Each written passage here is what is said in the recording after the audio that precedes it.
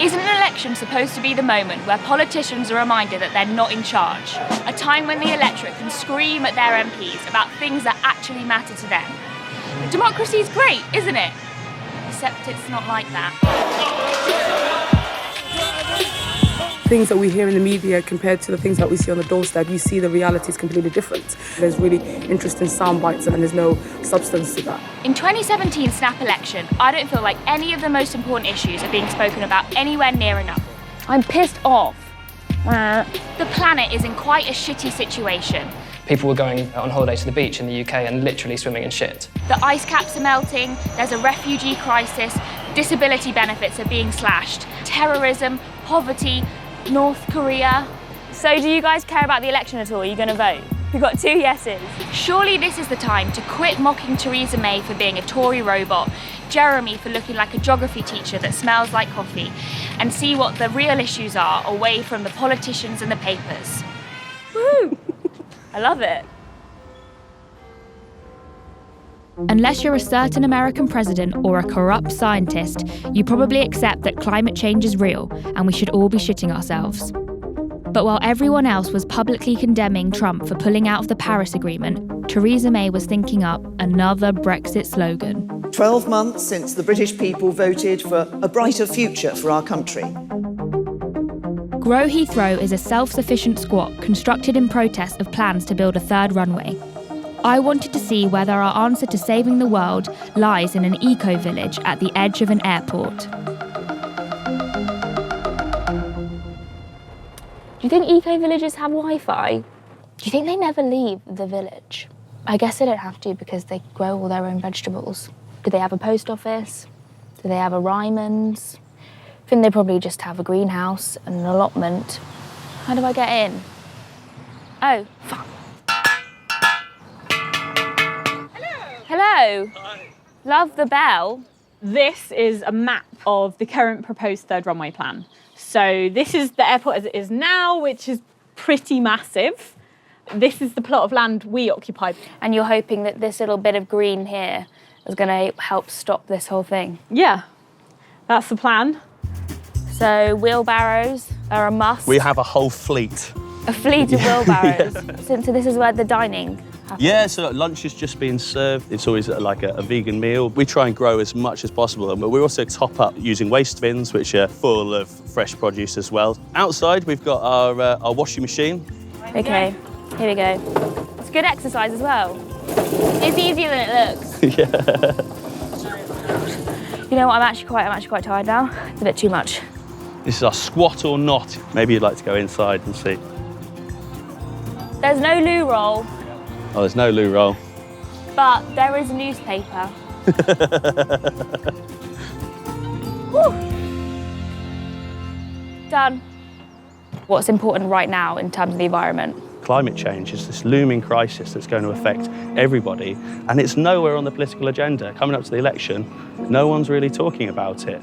It seems at the moment that politics is broken, that there isn't really, like, in the main political discourse, a representation of what people really care about. How can they meet their climate change emissions targets at the same time as giving a go-ahead to a third runway at Heathrow, which would emit as much carbon as the entire country of Kenya? Do you think there's an issue more important than the world inevitably ending? No.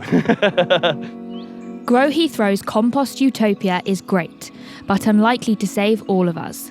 So I went to find out what the government is doing to stop the world ending. Hi, I'm here to see Friends of the Earth. So here we are in the Friends of the Earth offices. It's a map of the world, which we're ruining. So first of all, why do you think people aren't talking about the environment enough in this snap election? Brexit is completely consuming the news agenda and the political attention. The environment isn't as high up the agenda as we believe it should be. Across the UK, in our towns and cities, we've got illegal levels of air pollution. We've got a decline in our national bee populations. We're seeing fracking being pushed on communities, climate change that needs urgent action to curb global emissions. We've already hit 1 degree of warming now, and we're seeing no credible plan of action of how to curb our own greenhouse gas emissions. It wasn't so long ago that we were pumping raw sewage into our rivers and seas. People were going on holiday to the beach in the UK and literally swimming in shit. I stepped in shit the other day, like just now, so. Maybe the environmental apocalypse is too big a subject for our politicians to worry about. But what about something closer to home? Since 2010, rough sleeping estimates have increased by 134% on the streets of Britain. Surely they're the very first people politicians should be trying to help. Ironically, even though they need representation more than anyone, without an address, it's basically impossible for the homeless community to vote. Where we're walking down towards now is the soup kitchen area, and they're being served with chips and curry sauce today. Okay. You want to get involved? Yeah, I want to get involved. Do you want to do the curry Can sauce? I do the curry sauce? Is the dog getting some? Curry sauce? So you said you were in the armed forces? Yes. I was in the British Royal Engineers for 16 years. I was discharged with post-traumatic stress and bipolar disorder, so they medically discharged me unfit to serve. So when you were discharged from the armed forces, you received no help whatsoever? No help whatsoever. From the government? Recently, through Ben's help. Whilst I was on the streets, I didn't have a postal address, so they couldn't give me no money, they couldn't give me no benefits, they couldn't give me anything at all. So it's the charities that are helping you, not the government? No, not the government, the charities, yeah, the charities. People's donations and people turning around and giving free for stuff like that to help the homeless, yeah. If our government wants us to start voting like for Labour or for Conservative, they need to start coming out and need to do a little bit for the public, and they need to do a little something for the homeless people. Do you find that these short-term solutions, such as giving food and toiletries, actually lead on to long-term solutions for homeless people? Absolutely, because the short-term solutions are just a means to an end. They enable us to develop what's really important with people who are struggling, a relationship with them. And if you can get into someone's life on that level, then you earn the right to say what you feel, honestly as a friend, and be an influence on that person. How big is the problem with homelessness in Birmingham? Okay, it's a big problem. You know as well as I do, it's not just in Birmingham. Government and local government should be enablers.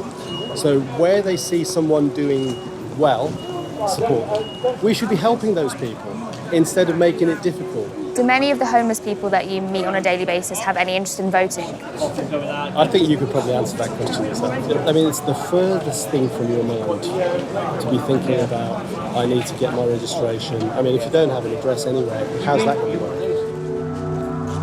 It's really been amazing to meet all the people here.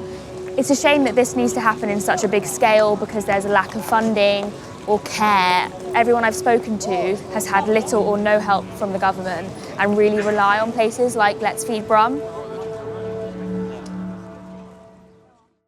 The UK has 69 cities, and at least 20 of them are considered to be failing.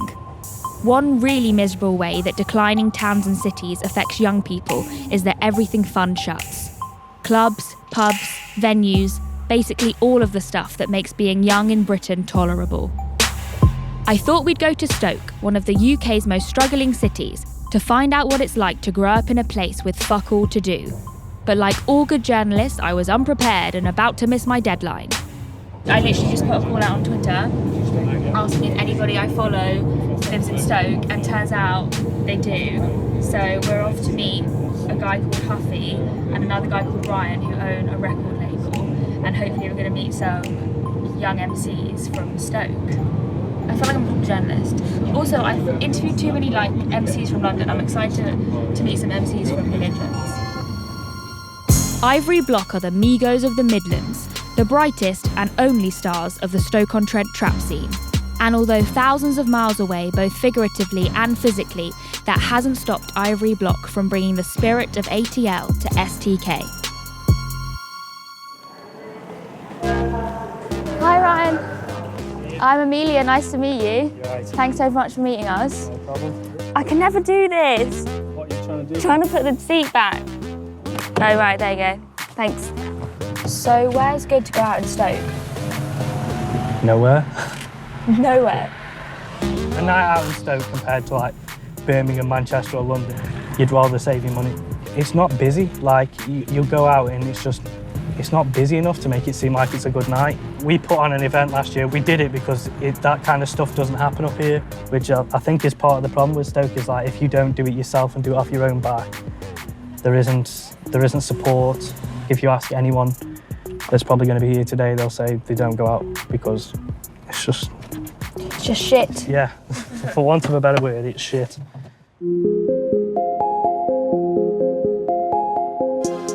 That club's closed down now. Is Cheeky Disco that one's closed down. So this is it? Yeah, this is the nightlife of Stoke. One road? One road. One road. And two of the biggest premises are shut down. That's another one that's recently shut down. Oh yeah, this is just shut down. Yeah, shut down like last week, didn't it? Do you remember that time we come out at like Christmas? New Year, and it was empty. New Year's Eve? So this is the biggest club in Stoke? That's the biggest club.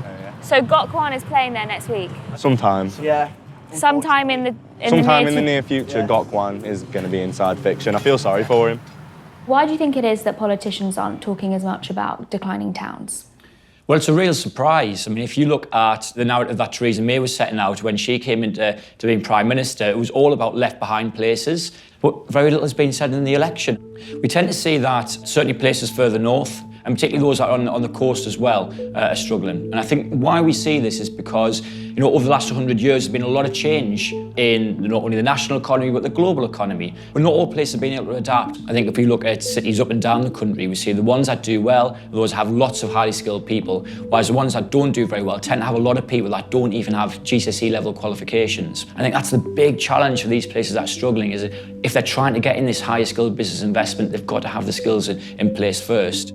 Because it's a long-term challenge and politicians perhaps are in for a shorter period of time, they're not necessarily incentivised to really tackle that. I think there has to be an understanding about the role that different places play in the economy, what that then means in terms of policy response, and ultimately about how we're going to help the people who are living in these different places. Can you spit a few bars? Yes. We're about to lay down some tunes. No, we're not laying them down because we're on the street, and that's what you do in a studio. We're just rapping. D Brown, Ivory Block. Ivory Block. Now I can't fight your battles, dripping with the devil, dreaming of the penthouse in the Big Apple, driveway marbling, got no fucking gravel, ain't got no time for that bibble babble. You get chewed like some bubble gum, you get hit if you try to run. Watch me inch off the molly, watch me come and crash your party. Fucked it up right near the end, though. Stand up. Trapping in Trentham. So do you guys care about the election at all? Are you going to vote? No. Absolutely not. Yeah. You've got 2 yeses. And a lot of the time it doesn't seem like in Stoke what the politicians are saying is going to be done. It sort of seems like smaller cities like Stoke kind of get forgotten. So I never expected to be in a Stoke-on-Trent trap music video, but I guess I was. The boys that I met seem to think that Stoke, the place that they've lived their whole life, is pretty shit. And when I asked the boys about the election if they were going to vote, 2 of the boys said they would, and then 3 of the other boys seem really disillusioned with politics. They feel like the government hasn't done anything and potentially won't do anything, so why should they vote? Unemployment in the UK has fallen under the Conservatives, but that's partly due to the controversial gig economy and 0-hour working contracts. This type of work is basically the only option for a lot of people right now, and they don't even have the same rights and benefits as most other workers. So who is this modern workforce, and what do they look like? I think I look amazing. You never have to compromise style when you're being safe. Hello there. Hiya. Gang. You look very intimidating. Shall we ride? Sure. Let's ride. Do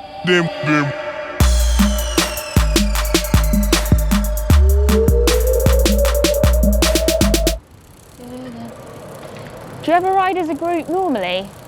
No.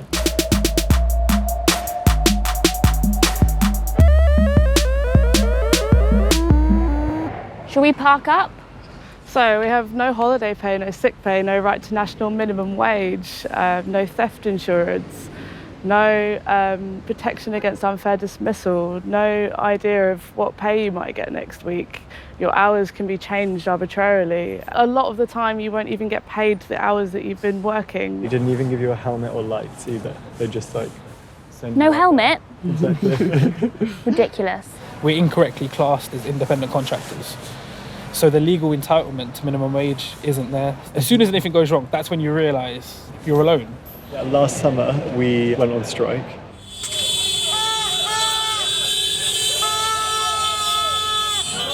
You guys like went down the streets, ringing bells, honking horns, riding around, like making lots of noise because people need to be aware of like what was happening. You know, it's the power of the collective. Like we're at the forefront of the gig economy, and if someone doesn't stand up for us, then who else is gonna do it? The people who drive your cabs, deliver your food and package your parcels are still left in the dark over what their rights will be post-election.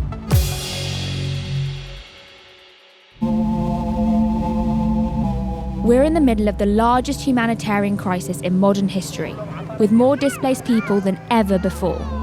Shouldn't a place like Britain, with the 5th largest economy in the world, be helping kids who've been forced out of their homes? Why aren't we talking about this anymore? Nimco Ali is a candidate for the Women's Equality Party and a Somali refugee herself. She is fighting to bring the refugee crisis back onto the political agenda.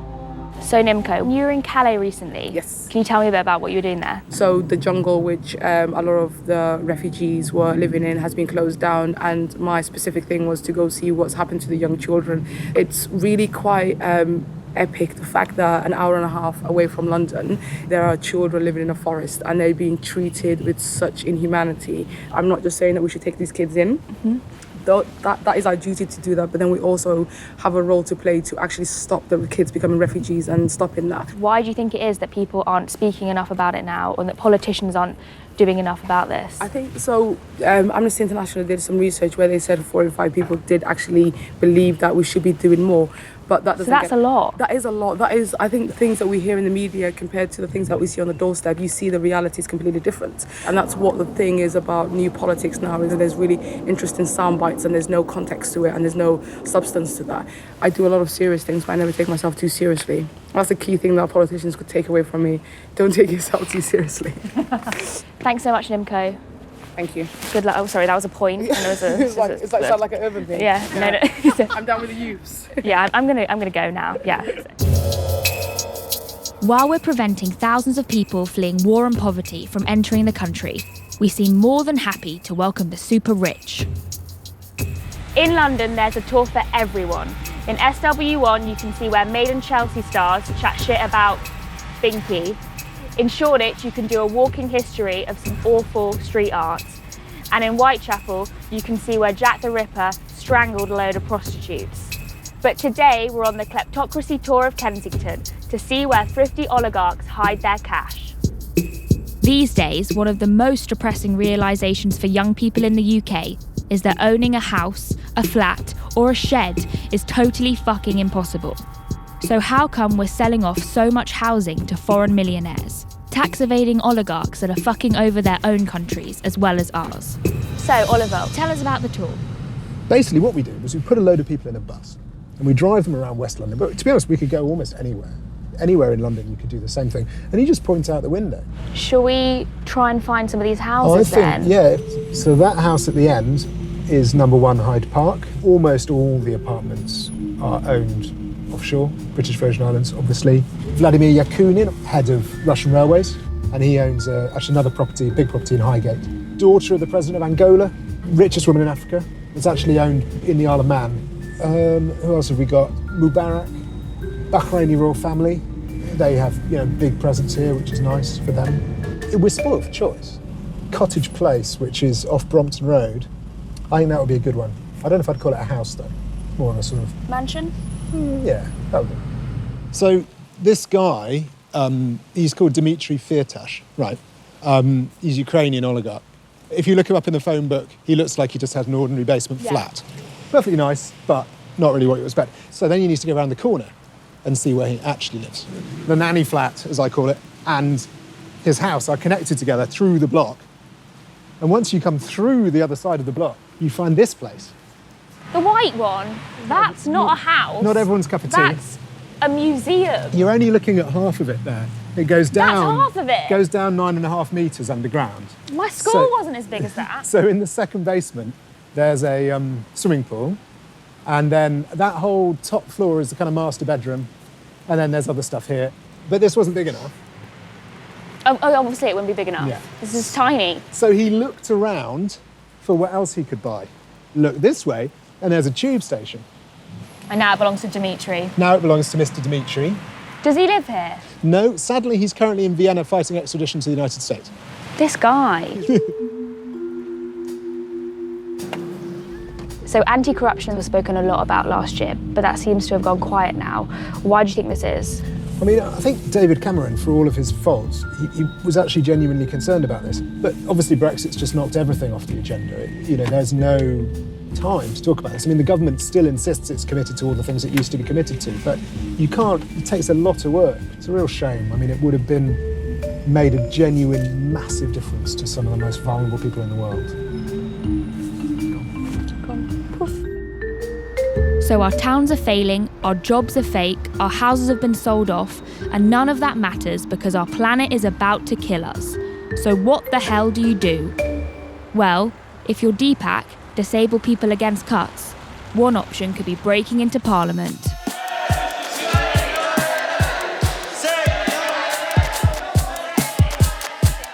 That's a pretty rare thing to see. You see fascists and anti-fascists protesting and clashing in places like Trafalgar Square all the time, but I don't think I've ever seen people protesting like this in Parliament. So how have disabled people in the UK been affected by the cuts? Disabled people in the UK have been really badly affected by the brutality of austerity. And research has shown that austerity measures have hit disabled people 9 times harder on average than other groups. But for people with really high support needs, that figure rises to 19 times harder. Particularly under threat has been disabled people's right to have choice and control over your life, to choose where you live and how you live. We keep hearing from politicians that we all need to take our share of the burden of austerity, but disabled people have been disproportionately hit, and at the end of the day, politicians make choices about how they use their money. I think they really underestimate, firstly, how many of us there are. There are around 13 million disabled people in Britain, and plus, on top of that, then you've got numbers of carers or people who are affected as friends and families. Most disabled people are very poor. Poor people who are marginalised from society don't have a voice. Why do you think it is that most people don't know about the things that are happening to disabled people in the UK? There's still a lack of understanding by people of disability in general. I think there's a lot of negative, misguided ideas of what it means to be disabled. Some of the mainstream media has branded disabled people as benefit scroungers and gone along with a narrative of fraudsters. So that's also coloured the way people have understood what's actually been happening to us. And you recently broke into the House of Parliament to protest disability cuts.